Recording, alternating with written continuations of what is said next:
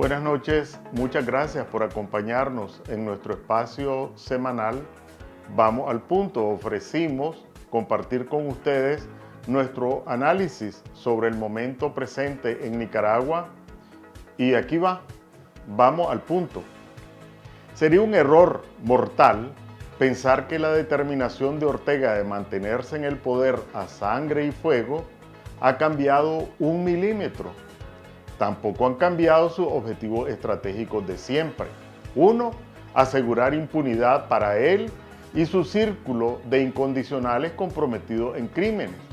Segundo, garantizar la conservación de sus riquezas mal habidas. Y tercero, afianzar bases para su sucesión dinástica. Es con estas claves que debemos interpretar lo que él llamó decisión unilateral, que se tradujo en la excarcelación de 222 personas que guardaban prisión en calidad de rehenes. Esa falaz afirmación de que se trató de una decisión unilateral es parte de una estrategia deliberada que apunta a los objetivos antes señalados. No nos engañemos. Lo hemos dicho antes y lo repetimos ahora. Para Ortega, toda acción política es un acto de guerra. Toda su trayectoria está marcada por la violencia. No hay manera que cambie ya su visión del poder. Para el dictador, la política es la continuación de la guerra por otros medios. Las palabras diálogo, ley, decoro, negociaciones, paz, dignidad, concordia, en el diccionario de Ortega tienen un significado exactamente opuesto. Muy bien describió Orwell en su novela 1984 esta falsificación del lenguaje en los dictadores de vocación totalitaria. ¿Cuáles fueron entonces los fines de la mañosa decisión unilateral, entre comillas? Para responder a esta pregunta debemos formularnos otras. ¿Por qué Ortega tomó esa decisión ahora, en febrero, y no en noviembre del año pasado, o en septiembre, o en cualquier otro mes? Obviamente no fue por inspiración divina. No es que de un día para otro se transformó en un patriarca bondadoso. Todo lo contrario, de bondadoso nada. Se trató de otro zarpazo dictatorial mal disfrazado. Al encerrar a los principales liderazgos políticos, sociales y gremiales, Ortega había logrado descabezar a los grupos de oposición más conocidos. Si bien es previsible que no todos los excarcelados vuelvan a la brecha, todos salieron investidos de la autoridad de no haberse postrado ante los designios del dictador. Reforzar la conducción de las fuerzas opositoras con este refrescamiento de liderazgos es un riesgo que asumió Ortega por alguna razón poderosa, no de gratis. Una segunda pregunta es, ¿por qué deportó a los rehenes a Estados Unidos y no a España, a Brasil o a México? Es lógico deducir que Ortega asumió el riesgo buscando la apertura de un proceso de negociación con la administración norteamericana, porque debemos tenerlo claro. Más allá de sus bravuconadas y de su verborrea antiimperialista, la única negociación que valora y anhela es con Estados Unidos. ¿Recuerdan sus quejumbrosas peticiones de diálogo a Donald Trump? Y si no es una negociación abierta, al menos procura alentar un intercambio de gestos implícitos o explícitos. Por ejemplo, no recibir más sanciones, o bien no tener obstáculos en los créditos de las instituciones financieras internacionales, o no ser hostilizados en organismos internacionales. La exageradamente blandengue y condescendiente declaración del directorio del Fondo Monetario Internacional podría ser un indicio en esta dirección.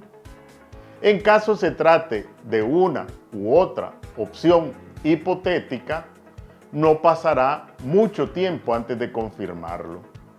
Un objetivo adicional de la maniobra era, sin duda, fracturar el aislamiento y la presión de los gobiernos de izquierda de América Latina.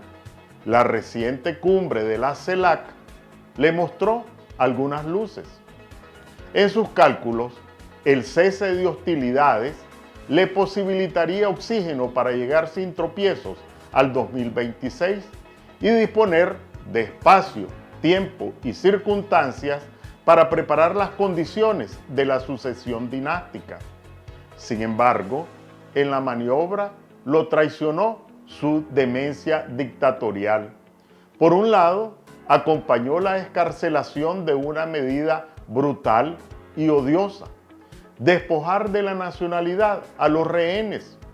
Después estuvo su rabiosa reacción ante la determinación de Monseñor Álvarez de quedarse en el país. Impuso de inmediato una condena de 26 años y lo arrastró a la cárcel, como si se necesitara una demostración de que en Nicaragua su voluntad es ley, acusación, juicio, sentencia y pena. El hecho reflejó de cuerpo entero a un dictador violento y rencoroso, como si hiciera falta un retrato más del dictador.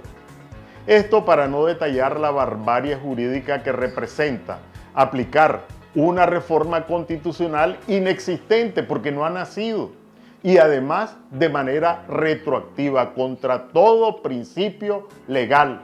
Y por si faltara, se le olvidó modificar el artículo 20 de la Constitución, que de manera tajante establece: ningún nacional puede ser privado de su nacionalidad, y esa disposición sigue vigente.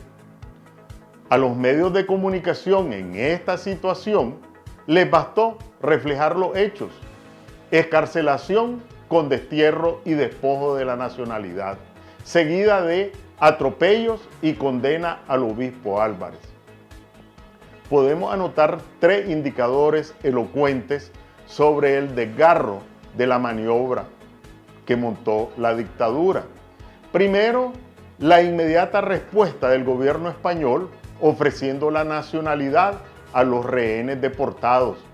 Esa decisión dejó en ridículo la decisión de Ortega. Por otro lado, el Papa, después de guardar por años un ominoso silencio, se vio obligado a pronunciarse con firmeza sobre los atropellos.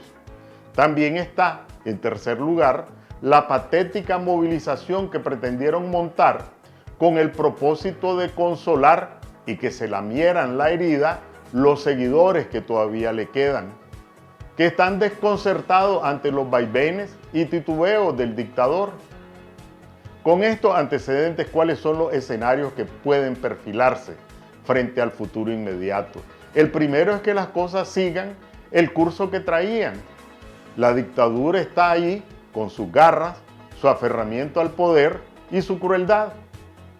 El segundo escenario es que efectivamente, con todo y sus fracturas, la medida pueda abrir rutas a intercambios de gestos, bien sea con el gobierno norteamericano, con los gobiernos latinoamericanos, con la Unión Europea o con estos 3 actores internacionales.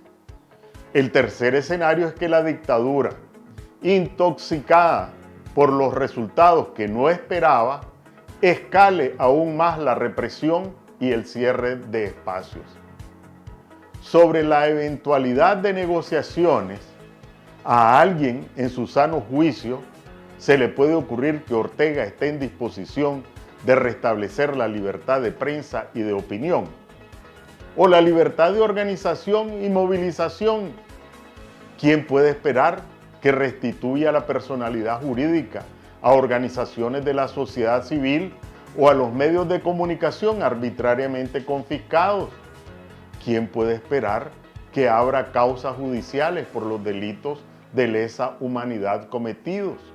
¿Estará en disposición de restituir la nacionalidad a los artificialmente despojados o garantizar el retorno seguro de los exiliados? Es fácil responder estas interrogantes. En este contexto, el único camino cierto es acelerar la concertación de las fuerzas opositoras, acordar una estrategia realista y aprovechar el momento político que se abrió con el resbalón de la dictadura, sobre todo conectar con las aspiraciones, las carencias, las pesadumbres de la inmensa mayoría de las familias nicaragüenses, porque de otro lado está la cruda y ruda realidad económica y social de los nicaragüenses. Los empresarios de todo tamaño lidiando con tasas de interés, costos de la energía, acosos fiscales y una economía menguante. Los asalariados, profesionales, pensionados, sectores medios y trabajadores por cuenta propia pasando el Niágara en taburete con la carestía de la vida, la falta de empleo y el cierre de oportunidades de progreso.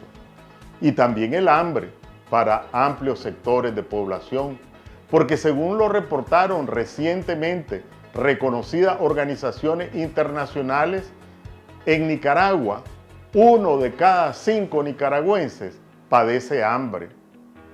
Las palabras siguen siendo las mismas: concertar y conectar.